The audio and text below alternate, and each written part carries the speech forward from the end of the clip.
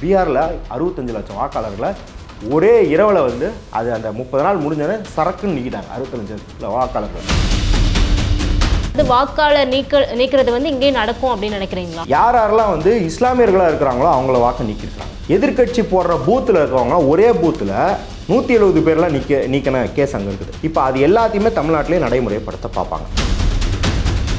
நான் இஸ்லாமியர்கள் பெண்கள் இல்லை திமுக வாக்கு போடுறோம் அப்படின்னு பார்க்காம தமிழ்நாட்டில் நான் வந்து 20 லட்சம் பேரை தூக்கிட்டினாலும் அதுவும் திமுக தான் நஷ்டமாகும். அப்போ வந்து இதில் அரசியல் தலையீடு இருக்கா இல்லையான்னு பார்க்குறதுக்குலாம் இல்லை, இந்த நடவடிக்கையே அரசியல் தான். வட இந்தியர்களுக்கு நிறைய வாக்காளர் உரிமை கிடைச்சிரும் அப்படின்னு பயப்படுறாங்க. ஒவ்வொரு மனிதர்கள் இங்கே இந்த மாநிலத்தில் அதிகரிக்கிறதும் அரசுக்கு கூடுதல் சுமை தானே அது. இந்த புலம்பெயர்தலுக்கு நாம் தீர்வு காண வேணும். யாராச்சும் குறிப்பிட்ட தேதிக்குள்ளே ஃபார்மை ஃபில்அப் பண்ணி கொடுக்கலாம், வாக்காளரை நீக்கிடுவோன்றாங்க. முதல்ல இது வந்து இந்த குடிமக்களின் ஜனநாயக உரிமை பறிப்பு. இப்போ தமிழ்நாட்டில் என்ன பண்ணுறாங்கன்னா ப்ராசஸ் ஆரம்பிச்சுட்டு அதுக்கப்புறம் தெளிவுபடுத்துதல், அதற்கு பிறகு வாலண்டியர்ஸ் இறக்குதல், இதெல்லாம் பண்ணுறாங்க. அப்படின்னா எதுக்கு அவ்வளோ அவசரமாக ப்ராசஸ் ஆரம்பிக்கிறீங்க? அதாவது எலெக்ஷன் எங்கெங்கெல்லாம் எலெக்ஷன் இருக்கோ அதற்கு முன்னாடி பண்ணுவதனால இது எலெக்ஷன் ரிசல்ட்டை தீர்மானிப்பதற்கான அரசியல் நடவடிக்கையாக பார்க்கப்படுகிறது. அதனால தான் விமர்சனமும் எழுது. ஒன் இந்தியா தமிழர்களுக்கு வணக்கம். நான் உங்கள் சாருகா. எஸ்ஐஆர் அதாவது வாக்காளர் பட்டியல் தீவிர திருத்த பணி, இதோட 2வது கட்ட பணி ரொம்ப தீவிரமாக நடந்துட்டுருக்கு. ஸோ இதை பற்றி சில கருத்துக்களை நம்மளோட பகிர்ந்துக்கிறதுக்காக நம்மளோட இணைந்திருக்கிற சிறப்பு விருந்தினர், சமூக ஆர்வலர் மற்றும் இஸ்கஃபோட மாநில குழு உறுப்பினரான மாத்தூர் சத்யா நம்மளோட இணைந்திருக்கிறாரு.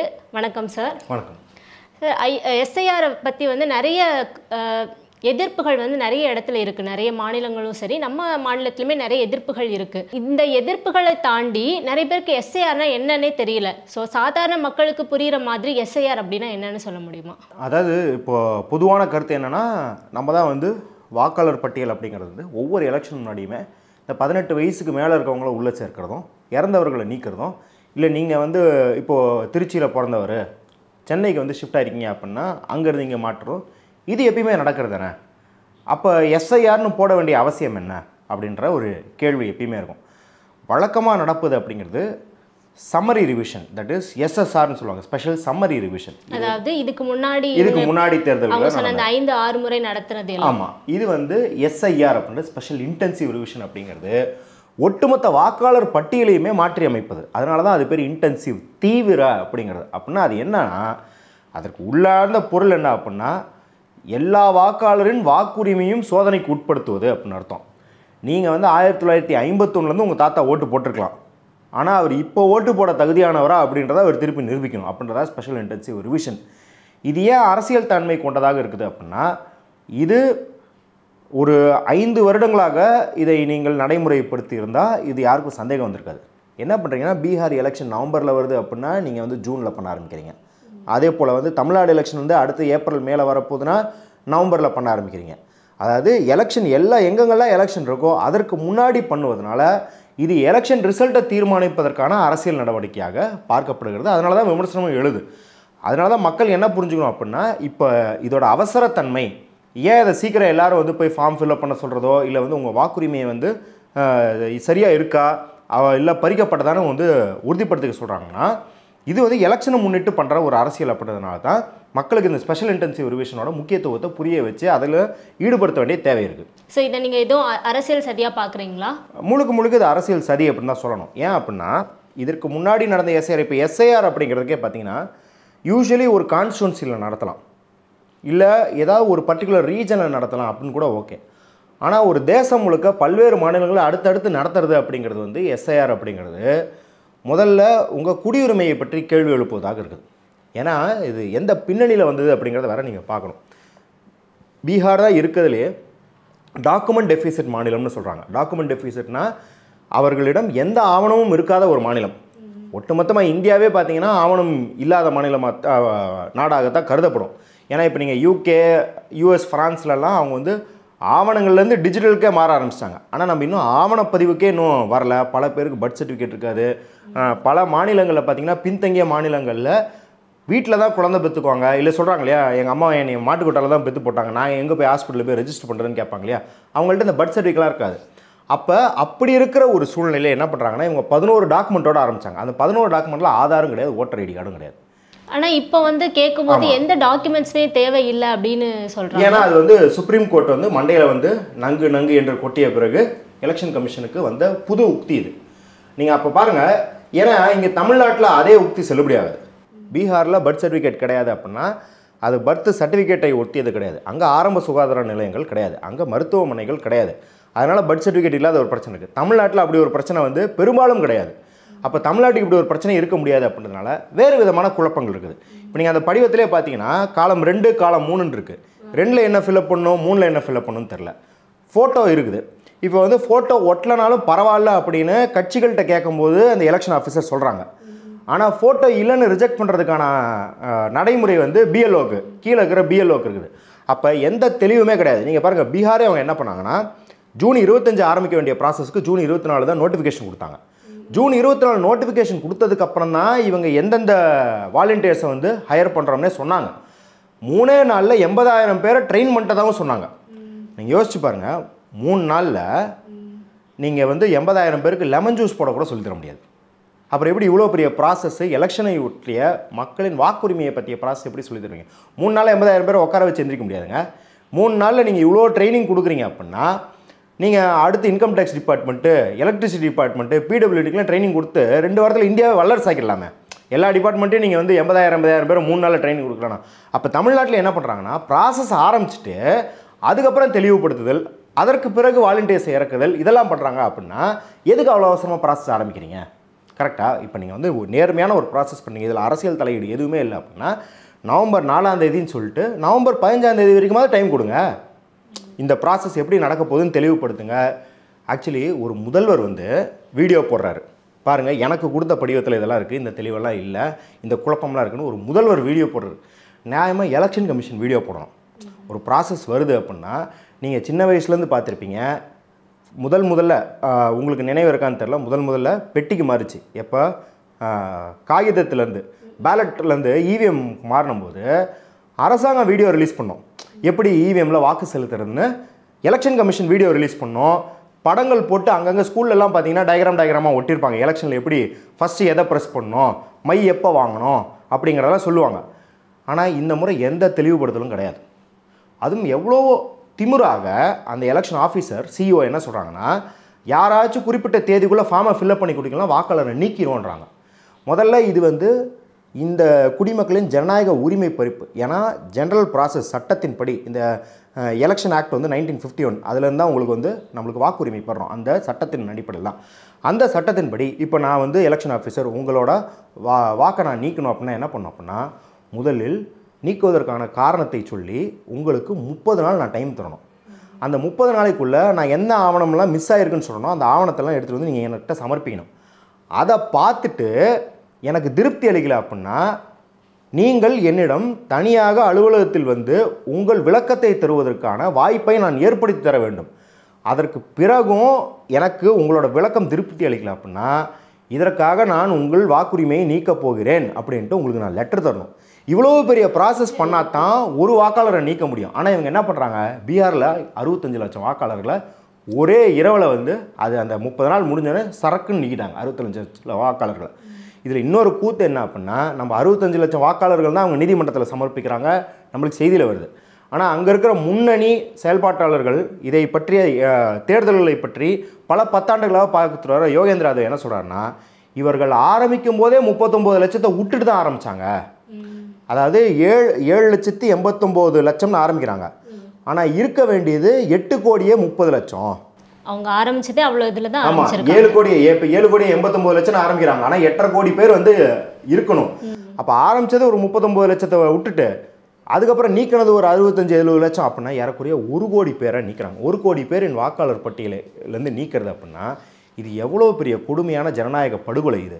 அப்போ அதே போல் தமிழ்நாட்டில் அந்த அளவுக்கு நடக்குமா அப்படிங்கிறது ஒரு கேள்விக்குறியாக இருக்கலாம். ஆனால் 10,000 பேருக்கு வாக்குரிமை போனாலும் அவங்க குடியுரிமையே போன மாதிரி தானே அர்த்தம். நீங்கள் ஏன் அப்படின்னா இந்த வாக்காளர் திருத்தம் அப்படிங்கிறது இது 2027 இவங்க வந்து என்ன சொல்கிறாங்க, நாங்கள் வந்து 2026 ஆரம்பித்து 2027 சென்சஸ் எடுப்போன்றாங்க. அதை வைத்து சிஏஏ என்ஆர்சி அமல்படுத்துவோன்றாங்க. அப்போ கரெக்டாக இப்போ அவசரமாக எஸ்ஐஆர் பயன்படுத்துறதுக்கு எது நீங்கள் 2020 இதை ஆரம்பிச்சிருக்கலாம். கொரோனா முடிஞ்சு 2021 22 ஆரம்பித்து இப்போ வரைக்கும் பண்ணியிருக்கலாம்ல. அது ஏன் பண்ணல அப்படின்னா, நீங்கள் அடுத்தடுத்து SIR, census, CA, NRC time கொடுக்காம பண்ணால் தான் நீங்கள் நீதிமன்றத்துக்கு போய் முறையிட முடியாது. நீங்கள் இப்போயே பாருங்கள், பீகார் எஸ்ஐஆர் நடந்தது, நீதிமன்றத்துக்கு போய் அடுத்தடுத்த வாய்தா வரதுக்குள்ளே எலெக்ஷனே முடிஞ்சு போச்சாங்க. அப்போ இதே ப்ராசஸ் தான் நடக்கணும் அப்படின்னு நினைக்கிறாங்க. அதனால தான் நம்ம என்ன சொல்கிறோம் அப்படின்னா, இதில் அரசியல் தலையீடு அப்படிங்கிறத புரிஞ்சுக்கிட்டு, இது தேர்தலுக்கானது மட்டும் இல்லை, இது எலக்டோரல் பாலிடிக்ஸ்க்கு மட்டுமானதில்லை, இது அதை தாண்டியதாக இருக்கிறது. ஏன்னா என்ன சொல்கிறாங்கன்னா கேட்டால், பல ஊடுருவல்காரர்கள் இருக்காங்க, இன்ஃபில்ட்ரேட்டர்ஸ், அதாவது அந்நிய சக்திகள், பிற நாட்டை சேர்ந்தவர்கள்லாம் இங்கே வந்து பல லட்சம் பேர் இருக்கிறாங்கன்னு சொல்கிறாங்க. இப்போ நீங்கள் யோசிச்சு பாருங்கள், பல லட்சம் பேர் சேர்ந்து ஓட்டு போட்டு, அது போன்ற பல லட்சம் பேர் சேர்ந்து ஓட்டு போட்டதுன்னு 2024 தேர்தல் நடந்தது. அப்போ அதனால் அமைத்த ஆட்சி வந்து முறைகேடான ஆட்சி தானே. மோடி ஆட்சியை கலைச்சிடுவாரா? பல லட்சம், ஒவ்வொரு மாநிலத்திலையும் பல லட்சம்னா பல கோடி அந்நியர்கள் வந்து இந்தியாவில் இருக்கிறாங்க, அவங்க வாக்கு செலுத்திருக்கிறாங்க, அந்த எலெக்ஷனில் தான் நான் வந்து ஆட்சிக்கு வந்திருக்கேன், இதனால் இது முறைகேடான ஆட்சி அப்படின்னு ஆட்சியை கலைச்சிடுவாரா? கலைக்க மாட்டார். சரி, நம்ம வந்து என்ன ஒரு அனுமானம், அசம்ஷன் வச்சு போனால், 2024 தேர்தல் வந்து முழுக்க இந்திய ரத்தத்தால் ஆன தேர்தல், வேறு யாரும் ஓட்டு போடலன்னு வச்சுக்கலாம். 2024 அப்புறம் தான் இந்த அந்நியர்கள் உள்ளே வந்திருக்கிறாங்கன்னு வச்சுக்கலாம். அப்போ பதவி விலக வேண்டிய யார்? அமித்ஷாட்ட தான் பார்டர் இருக்குது, அமித்ஷாட்ட தான் செக்யூரிட்டி இருக்குது, அமித்ஷாட்ட தான் இன்டெலிஜென்ஸ் இருக்குது. அவர்களையெல்லாம் தாண்டி பல லட்சம் வாக்காளர்கள் ஒவ்வொரு மாநிலத்திலையும் வந்து குடிபெயர்ந்துருக்கிறாங்கன்னா, அப்போ பொறுப்பேற்று ரிசைன் பண்ணுமா இல்லையா? நாளைக்கு அமித்ஷா ரிசைன் பண்ணால் தமிழ்நாட்டில் இருக்கிற எல்லாரும் எஸ்ஐஆர் ஏற்றுக்கலாம். ஐயோ நிஜமாலுமே த்ரெட் இருக்குது போலப்பா அப்படின்னு ஏற்றுக்கலாம் இல்லையா? ஆனால் அதை செய்யாமல் இதை செய்கிறார்கள்னா என்ன காரணம்? அவர்களுக்கு தேவையில்லாத வாக்காளர்களை நீக்குவதற்கான நடவடிக்கை தான் இது அப்படின்னு பார்க்குறோம். ஆனால் இப்போ வந்து பீகாரில் வந்து பிஜேபியோட ஆட்சி தான் நடக்குது. ஸோ அதனால நிறைய பிரச்சனைகள் நடந்திருக்கலாம், அதனால நீக்கப்பட்டிருக்கலாம். ஸோ அப்படி பார்த்தா இங்கே வந்து மாநில அரசுக்கு கீழே ஒர்க் பண்ணுறவங்க தான் வந்து இதுக்கான வேலைகள், இதுக்கான கணக்கெடுப்பு எல்லாம் பண்ணுறாங்க. ஸோ அதே அளவுக்கான அந்த அதாவது வாக்காளர் நீக்கிறது வந்து இங்கேயும் நடக்கும் அப்படின்னு நினைக்கிறீங்களா? இங்கே எலெக்ஷன் ப்ராசஸ் வழக்கமாகவே எப்படி நடக்கும் அப்படின்னு பார்த்தீங்கன்னா, எலெக்ஷன் கமிஷனுக்குன்னு தனியாக வந்து ஸ்டாஃப்ஸ் கிடையாது. யூஸ்வலி அவங்க கவர்மெண்ட் டீச்சரு, எலக்ட்ரிசிட்டி போர்டில் வேலை செய்கிறவங்க, இன்கம் டேக்ஸு, அதாவது ஏதாவது ஆஃபீஸர்ஸ், ஸ்டேட் கவர்மெண்ட் ஆஃபீஸர்ஸ் இல்லை central government officers, central government use பண்ணுவாங்கன்னு தெரியல, அந்தந்த ஸ்டேட்டில் இருக்கிற ஸ்டாஃபு இல்லை பல வாலண்டியர்ஸ்லாம் வச்சு தான் எலெக்ஷன் நடக்குது. அப்போ ஒவ்வொரு எலெக்ஷன்லேயும் அந்த மாநில அரசாங்கம் தான் எலெக்ஷன் நடத்துதா? கிடையாது. அவங்க ஸ்டேட் கவர்மெண்ட்டோட ஸ்டாஃபாக இருந்தாலும் எப்போ அவங்க எலெக்ஷன் கமிஷன் வேலைக்குன்னு போயிட்டாங்களோ அப்போவே அவங்க ஸ்டேட் கவர்மெண்ட் வந்து எந்த கமாண்டும் எடுத்துக்க மாட்டாங்க. உத்தரவு எல்லாமே எலெக்ஷன் கமிஷன் உத்தரவை தான் அவங்க அமல்படுத்துவாங்க. அதனால் ஸ்டேட் கவர்மெண்ட் ஸ்டாஃப் தான் அமல்படுத்துகிறாங்க, அதனால் ஸ்டேட் கவர்மெண்ட்டுக்கு சாதகமாக இருக்கும் அப்படின்னு சொல்கிறதுலாம் சுத்த பொய். ஏன்னா நீங்கள் 2006 தேர்தல், சட்டமன்ற தேர்தல் யோசிச்சு பாருங்கள். அன்றைக்கி ஆட்சியில் இருந்து அஇஅதிமுக அரசு ஊழியர்கள் 1,70,70,000 பேரை வந்து பணி நீக்கம் செய்தாங்க. அந்த கடுப்பு அப்படிங்கிறதோட நியாயமான கடுப்பு அது. எங்களை வந்து நினச்சபடிக்கெல்லாம் வேலையை விட்டு தூக்குவான்னு அரசு ஊழியர்கள் தான் எதிர்கட்சிக்கு வாக்கு போட்டு ஆட்சி மாற்றமே நடந்தது. அவங்களால முற்றுன்றது கிடையாது, ஒரு முக்கிய காரணம். அப்போ எப்பயுமே அரசு ஊழியர்கள் வந்து ஆளும் கட்சிக்கு தான் ஆதரவு தெரிவிப்பாங்க அப்படிங்கிறதும் கிடையாது மாநிலத்தில். ஸோ இது ரெண்டாவது. மூணாவது, இப்போ வந்து திமுக காரங்க வந்து கூட சேர்ந்து வேலை பார்க்குறாங்க. அப்போ பண்ணலாம் booth level agents, booth level ஆஃபீஸர்ஸோடு இணைஞ்சு மக்களுக்கு வந்து சரி செய்வதற்கு வேலை பார்க்கலாம் மொழிய. திமுக காரங்களே இப்போ இன்றைக்கி ஒரு வீடியோ போட்டிருந்தாங்க, தாவேகா பசங்க வந்து ஒரு வீடியோ போட்டிருந்தாங்க, திமுக காரங்க வந்து திமுக ஓட்டை மட்டும் கொடுக்குற மாதிரி மற்ற ஓட்டெல்லாம் கழிச்சிற மாதிரி. அப்படிலாம் பண்ண முடியாதுன்னு யாராவது சாதாரணமாக போய் ஒரு ஃபார்ம் வாங்கி ஃபில்அப் பண்ணி கொடுத்தவங்களுக்கு கூட தெரியும் இப்படியெல்லாம் நடைமுறையில் நடக்காதுன்னு. இப்போ பீகார் இதையும் கம்பேர் பண்ணுறாங்க இல்லையா? பீகாரில் பெருவாரியாக நீக்கப்பட்டது அந்த 65 லட்சம் பேர்லன்னு பார்த்தீங்கன்னா பெண்கள் தான் அதிகம் நீக்கப்பட்டாங்க. ஏன்னா பெண்கள் அப்படிங்கிறவங்க தமிழ்நாட்டை காட்டில், தமிழ்நாடுன்றதும் இன்றைக்கும் பெண்களுக்கு பல சிக்கல்கள் இருக்குது, பெண்ணடிமைத்தனமும் இருக்குது. கோவையில் இப்போ கூட நம்ம பார்க்குறோம், வரதட்சணை கொடுமைகள்லேருந்து எல்லாமே இருக்குது. ஆனால் இதை விட இன்னும் சில வருடங்கள் பின்தங்கியதாக பீகார் இருக்கும்போது அங்கே பெண்களுக்கு வந்து வாக்குரிமை பறிப்போனால் போய் குடும்பத்தில் சண்டை போடுறதுக்கான இடமே கிடையாது, பவரே கிடையாது. ஏன்னா பெண்களுக்கான பொருளியல் உரிமைகள், அவங்க வந்து வேலைக்கு போய் சம்பாதிக்கிற இண்டிபெண்ட்டாக இருக்கிற உரிமைகள் இருந்தால் தானே அவங்க சண்டை போடுறதுக்கு முடியும். அதே அங்கே ரொம்ப கம்மியாக இருக்கிறதுனால பெண்கள் வாக்குரிமை ஈஸியாக நீங்கள் நீக்கலாம். அவங்க போய் சண்டை போட முடியாது, அவங்க யார்ட்டையும் முறையிட முடியாது. அப்படிங்கிறதுனால பெண்கள் அதிகமாக நீக்கினாங்கன்னு நான் சொல்லலை, யோகேந்திர யாதவ் வந்து சுப்ரீம் கோர்ட்லேயே சொல்லியிருக்காரு, தரவுகள் ரீதியாக ப்ரூவ் பண்ணியிருக்காரு. அதுக்கு அடுத்து பார்த்தீங்கன்னா யாரெல்லாம் வந்து இஸ்லாமியர்களாக இருக்கிறாங்களோ அவங்கள வாக்கு நீக்கியிருக்கிறாங்க. எதிர்கட்சி போடுற பூத்தில் இருக்கிறவங்களாம் ஒரே பூத்தில் 170 பேர்லாம் நீக்கின கேஸ் அங்கே இருக்குது. இப்போ அது எல்லாத்தையுமே தமிழ்நாட்டிலே நடைமுறைப்படுத்த பார்ப்பாங்க. சரி, அது எதுவுமே இல்லைங்க, அரசியலே இல்லை, அரசியல் ரீதியாக டார்கெட் பண்ணி திமுக பூத்து இல்லை பெண்கள், இங்கே இஸ்லாமியர்கள் அப்படின்னு சொல்கிற மாதிரி இஸ்லாமிய பாப்புலேஷன் அந்தளவுக்கு பெருசாகவும் கிடையாது. இங்கே வந்து இஸ்லாமியர்கள் நீக்கினா அவங்க வந்து சும்மாவும் இருக்க மாட்டாங்க. இங்கே வந்து ஒரு பெரிய அரசியல் சக்தியாக இருக்கிறாங்க அப்படின்றதெல்லாம் விட்டுருவோம். ஜென்ரலாக நான் கேட்குறேன், ஒரு 10,000 பேரை நீக்கிவிட்டாங்கன்னு வச்சுக்கோங்க, ஒரு ஊரில் எத்தனை பேர் போய் திருப்பி கேட்பாங்க? ஒரு 6,000 7,000 பேர் தான் மேக்ஸிமமே திருப்பி கேட்பாங்க. ஒரு 3,000 பேர் சலிச்சிட்டு விட்டுருவாங்க. ஏன்னா இது வந்து அவங்க அலட்சியமாக இருக்காங்கன்றதில்ல, அவங்களுக்கு என்ன கடமையாக என்ன, திருப்பியும் போய் ஃபோட்டோ லேபில் ஃபோட்டோ எடுத்து வந்து பேஸ்ட் பண்ணி அவன் கேட்குற டாக்குமெண்ட் இத்தனைக்கும் வந்து அந்த காலம் 2 காலம் 3ல் வந்து 2002 உங்களோட எலெக்ஷன் ஐடி கார்டில் என்ன நம்பர் இருந்தது, என்ன அட்ரஸ் இருந்தது. ஒருவேளை உங்களுக்கு 2002 வந்து எலெக்ஷன் ஐடி கார்டு இல்லை அப்படின்னா, எலெக்ஷன் ஓட்டர் ஐடி கார்டு இல்லை அப்படின்னா, உங்கள் உறவினருக்கு அப்போது என்ன இருந்தது அப்படின்றத நீங்கள் ஃபில் பண்ணுமா. இதை போய் யார் வெப்சைட்டில் தேடி நம்பரை கண்டுபிடிச்சி இதை பல பேர் வந்து விட்டுலாம் இல்லையா? ஏன்னா இது வந்து ஒரு நாள் வேலை அவங்களுக்கு. எத்தனை வந்து தினக்கூலியாக இருக்கும் தொழிலாளர்களுக்கு இது எவ்வளோ அஃபோர்டபுள்? அரசாங்கம் வந்து எல்லாத்துக்கும் ஒரு நாள் லீவ் தருமா? எல்லோரும் லீவ் தரோம், கம்பெனி உங்களுக்கு வந்து சம்பளத்தை கட் பண்ணக்கூடாது, கட் பண்ணால் நாங்கள் காம்பன்சேட் பண்ணணும்னு அரசாங்கம் சொல்லுமா, இல்லை எலெக்ஷன் கமிஷன் சொல்லுமா? அப்போ நீங்கள் வந்து எந்த அரசியல் தலையீடே இல்லைனா கூட எந்த சிச்சுவேஷன்லையும் அது நீங்கள் வந்து ஓட்டர் ஐடி கார்டுன்னு கிடையாது, இது பேர் வந்து ஓட்டர் டிஸ்என்ஃப்ரான்ச்சைஸ்மெண்ட் அப்படின்னு சொல்லுவாங்க ஆங்கிலத்தில். அதாவது ஏற்கனவே 2019 சபியசாச்சி தாஸ் அப்படின்ற ஒரு ப்ரொஃபஸர் என்ன சொல்லியிருக்காருன்னா, காங்கிரஸும் பிஜேபி நேருக்கு நேர் மோதிக்கிட்ட ஒரு பல்வேறு தொகுதிகள் எடுத்து அவர் ஆராயிறார். அந்த தொகுதிகள் எல்லாத்துலேயுமே இஸ்லாமியர்களை வாக்கு செலுத்த விடாமல் செய்வதற்கு எல்லா காரியங்களும் செய்வது. அது எப்படின்னா, இதே மாதிரி உங்களுக்கு ஞாபகம் இருக்கும், கமலஹாசன் கூட உன்னைப்புள்ளவர்கள்னு சொல்லுவார், நான் போய் வாக்கு போடலான்னு கேட்டேன், என் பேர் ஓட்டர் லிஸ்ட்டில் இல்லைன்னு சொல்லிட்டாங்கன்னு. அந்த மாதிரி நீக்குவது, இஸ்லாமியர்கள் பேரை நீக்குவது. இல்லை அப்படின்னா இஸ்லாமியர்கள் வசிக்கும் பகுதியில் குழி தோண்டி போட்டுறது ரோட்டில். என்ன பண்ணுவாங்க, இளம் வயதில் இருக்கவங்களாம் சுற்றிட்டு போகிறதுக்கு பண்ணுவாங்க, வயசானவங்களாம் எதுக்குப்பா இந்த குழியெல்லாம் தாண்டி போய் ஓட்டை போட்டுன்னு விட்டுருவாங்க. அப்போ இந்த ஓட்டர்ஸ் வந்து டிஸ்கரேஜ் பண்ணுறதுக்கான எல்லா நடவடிக்கையும் இறங்குறது அரசியல் கட்சிகளுக்கு சாதகமாக தான் அமையும். அப்போ இங்கே வந்து நீங்கள் வந்து ஒரு 10,000 பேரை நீக்கிறீங்க அப்படின்னா யாருக்கு அது பாதகமாக அமையும்? ஏற்கனவே இருக்கிற ஆளுங்கட்சியான திமுக தான் பாதகம் அடையும் இல்லையா? அப்போ நீங்கள் எந்த அரசியல் தலையீடு டார்கெட்டே இல்லாமல் கண்ணை மூடிட்டு சும்மா நான் இஸ்லாமியர்கள் பெண்கள் இல்லை திமுக வாக்கு போடுறோம் அப்படின்னு பார்க்காம தமிழ்நாட்டில் நான் வந்து 20 லட்சம் பேரை தூக்கிட்டனாலும் அதுவும் திமுக தான் நஷ்டமாகும். அப்போ வந்து இதில் அரசியல் தலையீடு இருக்கா இல்லையான்னு பார்க்குறதுக்குலாம் இல்லை, இந்த நடவடிக்கையே அரசியல் தான். ஸோ இதனால் பாதிக்கப்படுறதுல எந்த கட்சி வந்து அதிகமாக பாதிக்கப்படும் நீங்கள் நினைக்கிறீங்க? திமுகவா? அதாவது பிளாங்கெட்டாக இப்போ பல லட்சம் பேரை நீக்கினா திமுகவாக தான் இருக்கும். ஆனால் திமுக வந்து இந்த நாட்டில் இப்போ வரைக்கும் நம்ம பார்த்ததுலே இந்த எஸ்ஐஆர் விவகாரத்தில் சிறப்பாக அவங்க வந்து ஆர்ஜேடியை விட காங்கிரஸை விட அவங்க பெட்டராக செயல்பட்டுக்கிட்டு இருக்கிறாங்கன்னு பார்க்குறோம். எடுத்தோடனே கேஸ் போட்டாங்க, போராட்டத்தை அறிவிச்சிட்டாங்க, அவங்க பூத் லெவல் ஏஜென்ட்ஸ் எல்லாத்தையும் வேலை பார்க்க வச்சுட்டாங்க, நல்லா தான் நடக்குது. அதனால் வந்து திமுக தங்களோட கோர் பேஸ் அப்படிங்கிறத இழக்காத வண்ணம் உறுதி செய்வாங்க, அதில் எந்த மாற்று கருத்தும் கிடையாது. ஆனால் அதை தாண்டி கணிசமான அளவு ஓட்டு பறி போகும். ஆனால் இது பெரிய நஷ்டம் யாருக்கு ஆகும் அப்படின்னா, இப்போ நாம் தமிழர் போன்ற கட்சிகளுக்கு போகும். ஏன்னா அவங்க சிறிய கட்சிகள்ன்றதோட கட்டமைப்பு இல்லாத கட்சிகள். விசிகாவும் சிறிய கட்சி தான், ஆனால் அது கட்டமைப்பு இருக்குது. இப்போ கம்யூனிஸ்ட் கட்சிகள் வந்து பாராளுமன்றம்னா 2 சீட்டு, இங்கேனா 4 சீட்டுன்னு தான் சின்ன, அதாவது தேர்தல் லெவலில் சின்னதாக வச்சுருக்காங்க.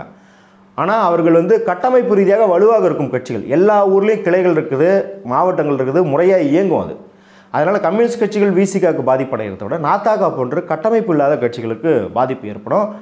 கட்டமைப்புனா என்னன்னே தெரியாத தாவேக்காவுக்கு இன்னும் பெரிய பாதிப்பு ஏற்படும். ஆனால் என்ன அப்படின்னா என்ன வாக்கு வச்சுருக்காங்கன்னு நம்மளுக்கு தெரியாது. நாத்தாக்காக்காவது இத்தனை % வாக்கு இருக்குது, அதில் இது சதவீதங்கள் போகும்னு சொல்லலாம். ஆனால் இவங்களுக்கு வந்து தாவேக்காவுக்கு எவ்வளோ % நம்மளுக்கு தெரியாது, அதனால் அதில் அனுமானிக்க தேவையில்லை. ஆனால் பிஜேபி என்ன டார்கெட் பண்ணலாம் அப்படின்னா, அவர்களுக்கு திமுக வாக்கை விட அதிமுக வாக்கின் மீது ஒரு குறி இருக்கலாம்.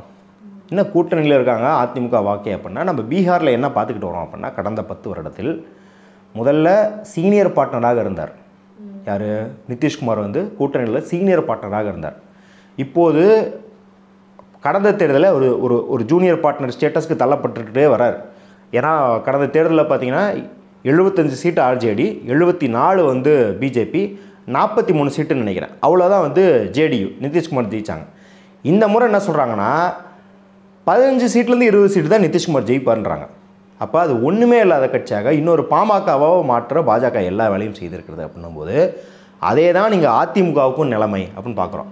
அப்போ வந்து திமுகவுக்கு வாக்காக கொஞ்சம் போகலாம், ஆனால் இவர்கள் குறிவைப்பது அப்படிங்கிறது வந்து அதிமுகவாக இருக்கலாம். அப்படி இருக்கும் நிலைமையிலும் ஜெயக்குமார் வந்து எஸ்ஐஆரை நாங்கள் வரவேற்கிறோம்னு சொல்கிறாரு. எஸ்ஐஆருக்கு ஆதரவாக உச்சநீதிமன்றத்துக்கு இவங்க போயிருக்கிறாங்க. இது எப்படி அப்படின்னா எங்கள் வீட்டில் மூட்டை பூச்சிருக்கு அதை கொள்ளுன்னு சொல்லி இன்னொருத்தனை கூப்பிட்டு வீட்டையே கொடுத்துறதுக்கு சமம். உங்களுக்கு ஒரு பிரச்சனை இருக்குது, திமுக கூட சண்டை இருக்குன்றது வேறு, ஆனால் அதற்காக உங்களுக்கு நீங்களே கொள்ளி வச்சுக்கிற வேலையை அதிமுக பார்க்குது அப்படின்றத நம்ம பார்க்குறோம். இப்போ வந்து திமுக மாதிரியான கட்சிகள் வந்து எதிர்க்கிறதுக்கு ஒரு காரணமாக என்ன சொல்கிறாங்க அப்படின்னா வட இந்தியர்களுக்கு நிறைய வாக்காளர் உரிமை கிடைச்சிரும் அப்படின்னு பயப்படுறாங்க. ஸோ அதனால் எதிர்காலத்தில் இருக்கிற தேர்தல் வந்து பிரச்சனையாகும்னு நினைக்கிறாங்க. ஸோ அதை பற்றி நீங்கள் என்ன நினைக்கிறீங்க? வட இந்தியர்கள் வாக்குரிமை அப்படிங்கிறது வந்து வெறும் தேர்தல் ஒத்தது கிடையாது. அது வந்து கலாச்சாரத்தை விட்டுருங்க, கலாச்சார ரீதியாகவும் சில பிரச்சனைகள் இருக்கும். அவங்க வந்து நம்ம கலாச்சாரத்துக்கு அடாப்ட் ஆகுது, இல்லை நம்ம அவங்க கலாச்சாரத்தோட ஒன்றி போவதற்கு சிலதை இழப்புது, இப்படின்லாம் கலாச்சார ரீதியான பிரச்சனை விட்டுருங்க. அது இல்லாமல் 3 பிரச்சனைகள் இருக்குது. ஒன்று அறத்தின் பால் ஒரு பிரச்சனை, அரசியல் பிரச்சனை, அப்புறம் சட்ட பிரச்சனை. சட்ட பிரச்சனை தான் இப்போ சொல்கிற வாக்குரிமை பிரச்சனை. இப்போ இந்த வாக்குரிமை பிரச்சனையில் சட்ட ரீதியான ரொம்ப எளிமையான பிரச்சனை என்ன அப்படின்னா, எத்தனை மாதத்துக்கு முன்னாடி இல்லை எத்தனை வருடத்துக்கு முன்னாடி அவர் வந்திருந்தால் அவருக்கு வாக்குரிமை செல்லுபடி ஆகும் அப்படிங்கிற ஒரு கேள்வி இருக்குது. இப்போ பல சேனலில் சில இன்டர்வியூஸ்லாம் பார்த்துருப்பீங்க. ஒரு பீகார் நண்பர் ஒருத்தர் இங்கே வந்து 8ஆம் கிளாஸ் படிக்கும்போது அவர் வந்திருக்காரு, அங்கே படிப்பை விட்டுட்டு வந்திருக்காரு, டீ விற்கிறதுக்கு வந்திருக்காரு. அவர் இங்கே வந்து கரஸ்பாண்டன்ஸில் படித்து அப்புறம் வந்து பச்சையப்பாஸ் காலேஜில் வந்து இங்கிலீஷ் படித்து இப்போ இங்கிலீஷ் டீச்சர் ஆகிட்டார். நம்ம கவர்மெண்ட் ஸ்கூலில் இங்கிலீஷ் டீச்சராக இருக்கார். அவருக்கு வாக்குரிமை இருக்கணும், கண்டிப்பாக இருக்கணும். ஏன்னா இப்போ அவர் ஒரு தமிழன், அவர் பீகார்லேருந்து வந்திருக்கலாம், ஆனால் இப்போ அவர் தமிழ்நாட்டுக்காரர் தான், அவருக்கு வாக்குரிமை. ஆனால் சமீபத்தில் வந்தவங்களுக்கு வாக்குரிமை கொடுக்க முடியுமா அப்படிங்கிற ஒரு கேள்வி. இது ப்ரொசீஜரல் கேள்வி. ஆனால் அதை தாண்டி இப்போ நீங்கள் வந்து அறத்தின் பால் பார்க்குறதுனா வடக்கன்னு சொல்லி யாரும் ஏளனமாக செய்யக்கூடாது. அவங்க ஏன்னா இங்கே நம்மளை சூறையாடலாம் வரது கிடையாது, நம்மளை ஏமாற்ற வரது கிடையாது. அவர்கள் அங்கே கல்வி, வேலைவாய்ப்பு, சுகாதாரம், உட்கட்டமைப்பு, உரிமை மறுக்கப்பட்டதனால் நல்ல வாழ்வை தேடி இங்கே வராங்க. ஆனால் அதை நம்ம வரவேற்கணும். அவங்கள வந்து எந்த விதத்துலையும் அவங்களுக்கு எந்த அசௌகரியமோ இல்லை அவங்கள அவமதிப்போ செய்யக்கூடாது. ஆனால் அதே சமயம் நம்ம எப்பயுமே கதவு திறந்து வச்சு எல்லோரும் வாங்க வாங்க வாங்கன்னு கூப்பிட்டுட்டு இருக்கிறது என்ன ஆகுது அப்படின்னா, அங்கு இருக்கும் அரசியல்வாதிகள் மெத்தனமாக, அலட்சியமாக, ஊழலாக நடந்து கொள்வதற்கு வழிவகுக்குது. நான் எதுக்கு இங்கே ஸ்கூல் கட்டணும், நான் எதுக்கு இங்கே வேலை வாய்ப்பு தரணும், அவன் போகிறான் தமிழ்நாட்டுக்கு போய் படிச்சுக்கிட்டோம், கேரளாவுக்கு போய் படிச்சுக்கிட்டோம், கேரளாவில் போய் வேலை பார்க்கட்டும், கர்நாடகாவில் போய் வேலை பார்க்கட்டும்னு இருந்தால் அந்த அரசியல்வாதிகள் மாறவே மாட்டாங்க. அவர்களுக்கு இன்னும் ஊழல் செய்வதற்கு நம்ம வரி பணத்தை வாங்கி வட மாநிலங்களுக்கு தராங்க. அது அந்த மக்களுக்கு போய் சேர்றதே கிடையாது. அவன் பாக்கெட் பண்ணிக்கிட்டே இருக்கான். இப்போ தமிழ்நாடு, கேரளா, கர்நாடகா இன்னும் வந்து இவங்களுக்காக உட்கட்டமைப்பை ரெடி பண்ணி இவங்களை வரவேற்றுக்கிட்டே இருந்தால் என்ன பண்ணுவான்? அவன் இன்னும் தான் ஆட்டையை போட்டுக்கிட்டே இருப்பான். அப்போ அரசியல் ரீதியாக அந்த பிரச்சனை இருக்குது. பொருளியல் ரீதியாக நம்மளுக்கு என்ன பிரச்சனை இருக்குது அப்படின்னா, அவர்களை நாம் வரவேற்கிறோம், அவர்களை நம் சகோதர சகோதரிகளாகவே நடத்துகிறோம், அவர்களுக்கு எல்லா உரிமையும் கொடுக்குறோம். இன்னும் சொல்லப்போனால் சில இடங்களில் நம்மை விட அவர்களுக்கு அதிக உரிமை கொடுக்க வேண்டும். ஏன்னா அவர்கள் நலிந்து போய் வருகிறார்கள், அவர்களை சமநிலைப்படுத்துவதற்கு இன்னும் உரிமை கொடுக்கணும்னு சொல்கிறோம். ஆனால் எனக்கு என்ன பிரச்சனைனா, நான் இங்கே ஒரு ஹாஸ்பிட்டல் கட்டுறேன், ஒரு பரம்பூரில் ஒரு ஹாஸ்பிட்டல் கட்டுறேன்னா, இங்கே எங்கள் ஜனம் வந்து 10,000 குடும்பம் இருக்குது. அந்த 10,000 குடும்பத்துக்கு சேவை செய்ய ஒரு ஹாஸ்பிட்டல் நான் கட்டுறேன். திடீர்னு 1,00,000 பேர் அங்கேருந்து வந்தாங்க, நான் என்ன பண்ணுவேன்? இந்த ஹாஸ்பிட்டல் எங்கே போய் எப்படி தாங்கும்? அப்போ நம்மளோட ரிசோர்ஸஸ், நம்மளோட வளங்கள் அப்படிங்கிறது ஒரு குறிப்பிட்ட அளவில் தான் இருக்குது. அது வந்து இன்ஃபைனைட், அளவில்லாமல் இல்லை. அப்போ அதுக்கு தகுந்த மாதிரி தான் நான் நிர்வகிக்க முடியும். ஒவ்வொரு மனிதர்கள் இங்கே இந்த மாநிலத்தில் அதிகரிக்கிறதும் அரசுக்கு கூடுதல் சுமை தானே. அது ஒரு வரி செலுத்துவதற்கு கூடுதல் சுமை தானே. அப்போ அப்படி இருக்கும்போது நாம் வட இந்தியர்களை வெறுக்க வேண்டாம், வட இந்தியர்களை ஒடுக்கக்கூடாது, அவமரியாதை செய்யக்கூடாது.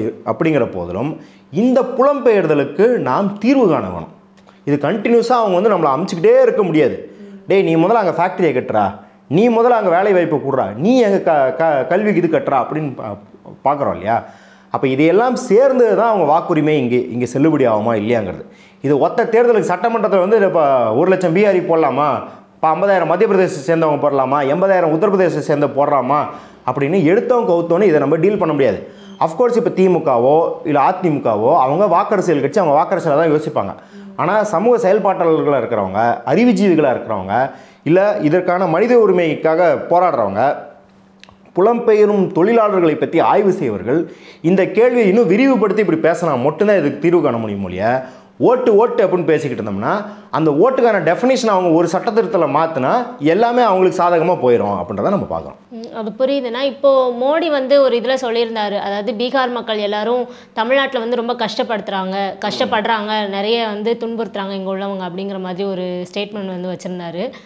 அதை பற்றி நீங்கள் என்ன நினைக்கிறீங்க? இது 2023 அமித்ஷா அடிச்சு விட்டார், இப்படி தான் அடிச்சு விட்டாரு. அது பொய் அப்படின்னு தெரிஞ்சு யார் இப்போ கூட்டணியில் இருக்கார்ல நிதிஷ்குமார், அவர் ஒரு ஆணையம் அமைத்தார், ஒரு விசாரணை கமிட்டி அமைச்சார். அந்த கமிட்டி இங்கே வந்து விசாரிச்சுட்டு போய் அப்படிலாம் எதுவும் நடக்கலைன்னு ரிப்போர்ட் கொடுத்துருச்சு. அதனால் இங்கே நடக்கலை அப்படிங்கிறது தெரியும். அந்த ரிப்போர்ட் வரதுக்கு முன்னாடி நாங்கள் என்ன பண்ணியிருந்தோன்னா, அப்போ நான் வந்து திருச்சியில் இருந்தேன்.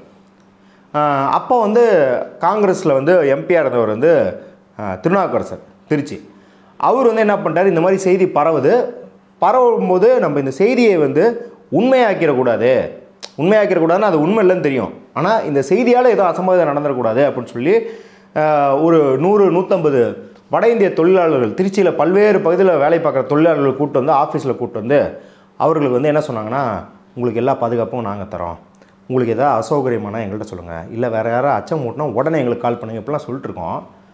அந்த வட இந்திய தொழிலாளர்கள் வந்து ஒரு 10 நிமிஷம் கழித்து கடுப்பாயிட்டாங்க. ஏங்க கடுப்பாறீங்க, உங்கள் நல்லது தானே சொல்கிறாங்க அப்படின்னு கேட்டேன். யோ நீ வந்து ஏதோ வதந்தியை பார்த்துட்டு வந்துட்டு என்கிட்ட சமாதானம் சொல்லிட்டு இருக்க, எங்களுக்கு இங்கே நல்லா தான் இருக்குன்னு எங்களுக்கு தெரியும், ஏன்னா அவங்க கடுப்பாயிட்டாங்க. அப்போ இங்கே இருக்கிற தொழிலாளர்களுக்கு அது தெரியும். பீகாரில் இருக்கவங்களுக்கு தெரியாதா அப்படின்னு கேட்டால் கண்டிப்பாக தெரியும், ஏன்னா நான் பீகாரில் இருந்திருக்கேன். பீகாரில் பல மாதங்கள் அங்கே ஆய்வு பண்ணியிருக்கேன். அங்கே இருக்க மக்கள் எல்லாருக்குமே தமிழ்நாடு, கேரளா, கர்நாடகா, இந்த தென்னிந்திய மாநிலங்கள் எவ்வளோ செழுமையாக இருக்குதுன்னு தெரியும். ஏன்னா இப்போ நான் தமிழன்னு சொல்லிட்டு அங்கே போனேன்னா அவ்வளோ வரவேற்பு இருக்குங்க. இப்போ நம்ம என்ன நினைக்கிறோன்னா, வட இந்தியர்கள்லாம் தமிழர்களை வெறுப்பாக வைப்பாங்க அப்படின்னு நினைக்கிறோம். அப்படிலாம் கிடையாது. தமிழ்நாடுலேருந்து வரோம் அப்படின்னு சொல்லிட்டு நீங்கள் வந்து இப்போ ஒரு ஜேர்னலிஸ்ட்டாக போகிறீங்க அப்படின்னா அவ்வளோ வரவேற்பு இருக்கும். ஏன்னா எல்லா கிராமத்துலேயும் ஏதோ ஒரு சொந்தக்காரர் வந்து தமிழ்நாட்டிலையோ கேரளாவில் வேலை பார்த்துட்டு இருப்பார். அவர் இங்கே இருக்கிறதெல்லாம் பற்றி அவ்வளோ ஸ்லாகிச்சு சொல்லியிருப்பார். இங்கேருந்து பொருட்களை வாங்கிட்டு போவார், இங்கே இருந்துட்டு வந்துட்டு புதுசான விஷயங்களை கற்றுக்கிட்டு போவார். அதை அவங்க வந்து ரொம்ப ஒரு ஆச்சரியமூட்டும் விஷயமா பார்ப்பாங்க. அவங்க நமக்கு வந்து சப்போர்ட் பண்ணுறாங்க. ஆமாம், அவங்க வந்து இன்னும் ஒரு கேள்வி அங்கே இருக்கிற இளைஞர்கள்லாம் நம்மளை பார்த்து கேட்பாங்க. பீகார் இளைஞர்கள் நிறைய பேர் கேட்டுருக்காங்க, ஏங்க உங்கள் ஊரில் மெட்ரோ கட்டுறோம், உங்கள் ஊரில் ஹைவேஸ் போடுறோம், எங்கள் ஊரில் எங்களுக்கு போட தெரியாதா? அப்படின்னா என்ன அர்த்தம்? எங்களுக்கு போட தெரியும், இங்கே இருக்கிறவன் என்னைய போட விட மாட்டான். அப்போ திறமையால் உங்களோட நாங்கள் சலைச்சவங்க இல்லைன்னு அவங்களுக்கு தெரியும். ஆனால் நீங்கள் எவ்வளோ நல்லா வாழ்கிறீங்க அப்படிங்கிறது அங்கே பீகார் மக்களுக்கு தெரியும். அதை அவங்க வந்து சொல்லி காட்டுவாங்க. இன்னும் சொல்லப்போனால் அரசியல்வாதிகள், மோடி மாதிரி ஆட்கள் கேமரா முன்னாடி தான் இப்படி பேசுவாங்க. கேமரா இல்லாத இடத்துல லோக்கல் பாலிட்டிஷியன்ஸ் இருக்காங்க இல்லையா, பீகார் போன்ற மாநிலங்களில் எங்களுக்கு ஓட்டு போட்டால் உங்கள் ஊரை தமிழ்நாடு, கேரளா போல் ஆக்கணும்னு வாக்குறுதி கொடுப்பாங்க. அப்போ அப்படி ஒரு நிலைமை இருக்கும்போது மோடியோட இந்த பொய் செல்லுபடி ஆகாது, கண்டிப்பாக செல்லுபடி ஆகாது. ஆனால் ஏன் சொல்கிறாரு தெரியுங்களா? ஏன் சொல்கிறாருன்னா, இந்தியா கூட்டணியில் எவனா இதுக்கு வாய் விடுவான், அதை திரிச்சு போட்டு பாருங்கள் இந்தியா கூட்டணி பீகார் மக்களுக்கு எதிரானதுன்னு திருப்பலாம். இல்லை இங்கே தமிழ்நாட்டிலேருந்து யாராவது வாய் விடுவாங்கல்ல, ஏதாவது ஒரு பயங்கர தமிழ்ன்ற உணர்வில் வந்து அவன் கிடக்கிறான் வடக்கன்ற மாதிரி ஏதாவது ஒரு கிணத்தனமாக பேசுவாங்கல்ல, அதை எடுத்து போட்டு அங்கே பரப்புறது.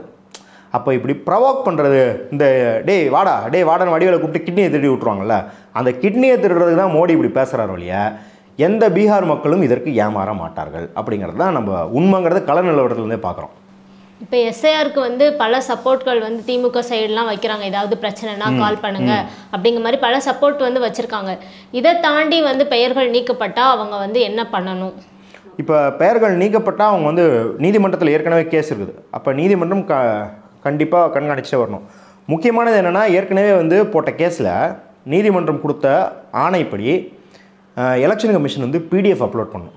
பாருங்கள், இது வந்து பிடிஎஃப் அப்லோட் பண்ணுமா வேணாமாங்கிறது இப்போ உங்கள் ஆஃபீஸில் இருக்காங்கன்னா ஒரு ஸ்டாஃப்கிட்ட ஒரு மேனேஜர் சொல்ல வேண்டிய வேலை, தம்பி இந்த ஃபார்மெட்டில் அப்லோட் பண்ணுப்பா, தயவு செஞ்சு நீ ஸ்கேன் பண்ணி போட்டு என் உயிர் எடுக்காதப்பான்னு ஒரு மேனேஜர் சொல்லுவார். ஆனால் ஒரு சுப்ரீம் கோர்ட்டு, ஒரு எலெக்ஷன் கமிஷன், ஒரு தேர்தல் ஆணையத்தை பார்த்து ஏன்பா ஸ்கேண்ட் இமேஜை போடுறா, படிக்கிற மாதிரி இமேஜை போடுப்பா, பிடிஎஃப்பை போடுப்பான்னு சொல்கிற அளவுக்கு ஒரு மோசமான சூழ்நிலையில் கொண்டாந்து விட்டுருக்கு சுப்ரீம் கோர்ட். அதை சொல்லிடுச்சு. அதை ஃபாலோ பண்ணுறாங்களான்னு பார்க்கணும். பிடிஎஃபாக முதல்ல அப்லோட் பண்ணணும். பிடிஎஃபாக அப்லோட் பண்ணால் ஒன்று, இவர்கள் நீக்கும்போது பல லட்சம் பேரை நீக்குவாங்கன்றது ஒன்று, நீக்காமல் உள்ள பல டூப்ளிகேட் ஓட்டர்ஸ் வச்சுருப்பாங்க. பீகார்லேயே ஏன் பிடிஎஃப் எடுத்துகிட்டு ஸ்கேண்ட் இமேஜை ஃபஸ்ட்டு பிடிஎஃப் தான் போட்டு எல்லாரும் அதை ஆராய்ஞ்சு இவங்க பண்ணுற திரும்பில் கண்டுபிடிக்கிறாங்கன்னொடனே ஸ்கேண்ட் இமேஜாக மாற்றிட்டாங்க. ஏன்னா பிடிஎஃப் போட்டப்போ துணை முதல்வருக்கு ரெண்டு இடத்துல ஓட்டு இருக்குன்னு தெரிஞ்சு போச்சு. 3.5 லட்சம் வாக்காளர்கள் டூப்ளிகேட் வாக்காளர்கள் இருக்காங்கன்னு தெரிஞ்சு போச்சு. ஒரே வீட்டில் ஒரே அட்ரஸில் இந்து இருக்கிறாங்களாம், முஸ்லீம் இருக்கிறாங்களாம், தலித் இருக்கிறாங்களாம், ஓபிசி இருக்கிறாங்களாம், உயர் சாதியினர் இருக்காங்களாம். இப்படி ஒரு சமத்துவ பூமி வந்து பீகாரில் மலர்ந்துருச்சு அப்படிங்கிற ஃப்ராடுத்தனத்தெல்லாம் நம்ம வந்து அந்த பிடிஎஃப் போட்டோன்னே பார்த்தோம். அப்போ அதே போல் இங்கே பிடிஎஃப் போட்டால் அரசுன்னு மட்டும் கிடையாது, இருக்கிற சமூகத்தின் மீது ஆர்வம் இருக்கிற எல்லாரும் அதில் இருக்கிற விஷயத்தை நம்ம சரி பார்க்கணும். சுற்றி நம்ம ஃபஸ்ட்டு அரசாங்கம் என்ன செய்யணுமோ செய்யும், இல்லை அவங்க செய்ய தவறுறாங்களோ இல்லையோ, நம்ம சுற்றி இருக்கிற உறவினர்கள் நண்பர்கள் எல்லாருமே வாக்க பதிவு செஞ்சுட்டாங்களா நம்மளும் பார்க்கணும். ஏன்னா இது வந்து இதில் கோட்டை விட்டால் திமுக நஷ்டம் கிடையாது, நம்மளுக்கு தான் நஷ்டம். அது திமுக இன்றைக்கி இருக்கும் நாளைக்கு இருக்காது, அது பிரச்சனை கிடையாது. உன் வாக்குரிமை இருக்குமா இல்லையா அப்படிங்கிறது ஒரு பெரிய பிரச்சனை இல்லையா? அப்போ அதை நம்ம கண்ணுங்கருத்தமாக பார்க்கணும். அதே போல் நீதிமன்றத்துக்கு போகும்போது முழு தீர்வு கிடையாது. நீதிமன்றம் என்ன பண்ணால் எப்பயுமே அது வந்து ரொம்ப அப்படியே புரட்சிகரமாக ஜனநாயகத்தின் பக்கம் நின்று எல்லாத்தையும் அறுத்து கிழிச்சு நம்ம கையில் கொடுத்துடாது. அது வந்து ஒரு பகுதியளவு வெற்றி தான் நம்மளுக்கு தெரியும். அதாவது பிஜேபிக்கும் மணங்கோணக்கூடாது, இங்கே முறையிட்டவங்களுக்கும் மணங்கோணக்கூடாது, ரெண்டுக்கும் ஒரு நடுநிலையாக ஏதாவது ஒன்று தந்துட்டோம் அப்படின்னா இவனும் கலவரம் பண்ண மாட்டான், அவனும் கலவரம் பண்ண மாட்டான் அப்படிங்கிற மாதிரியான ஒரு தீர்ப்பை தான் தரும். அப்போ அந்த பகுதியளவு வெற்றியை பயன்படுத்தி கொள்வதற்கு நாம் களத்தில் கட்டமைப்புகளை உருவாக்க வேண்டும். அதுதான் இந்த ஒரு மாதம் வந்து தயார்படுத்தணும். மக்கள்கிட்ட இதை பற்றி தொடர்ந்து பேசிக்கிட்டே இருந்தோம் அப்படின்னா அவர்கள் உரிமை பறிக்கப்படும் போது டக்குன்னு என்ன பண்ணலான்னு அவங்களுக்கு தெரியும். இல்லை அப்படின்னா திடீர்னு போய் எழுப்பி நீங்கள் பாட்டுக்கு வந்து மக்களே உங்களுக்கு இது ஆயிடுச்சு அப்படின்னா மக்கள் ஏன் கேட்கணும்? அவங்களோட இன்பத் துன்பங்களில் நீங்கள் எப்பயுமே பங்கெடுத்துட்டு இருந்தால் தான் நீங்கள் போய் ஒன்று சொன்னால் அவங்க நம்புவாங்க. அப்படின்னும் போது ஒரு எஸ்ஐஆர் போன்ற ஒரு பெரிய ப்ராசஸ்க்கு ஒரு மாதம் கோட்டை விட்டு 31ஆவது நாள் போய் நீங்கள் வந்து என்னம்மா நீங்கள் ஃபார்மை கொடுக்கலையாமா, இல்லை ஃபார்மில் தப்பாக இருந்துச்சா, அவங்க ஓட்டி போயிடுச்சு அப்படின்னா நீ யாரா நீ கிளம்புடா அப்படின்னு சொல்லுவாங்களா இல்லையா? அப்போ அந்த நிலைமை நடக்காமல் அந்தந்த லோக்கலில் இருக்கவங்களாம் மக்கள் கூட என்கேஜாகவே இருக்கணும் அப்படிங்கிறத நம்ம பார்க்குறோம். இவ்வளோ நேரம் உங்களோட டைம் கொடுத்து உங்களோட கருத்துக்களை பகிர்ந்தமைக்கு நன்றி சார். நன்றி. Subscribe to One India and never miss an update.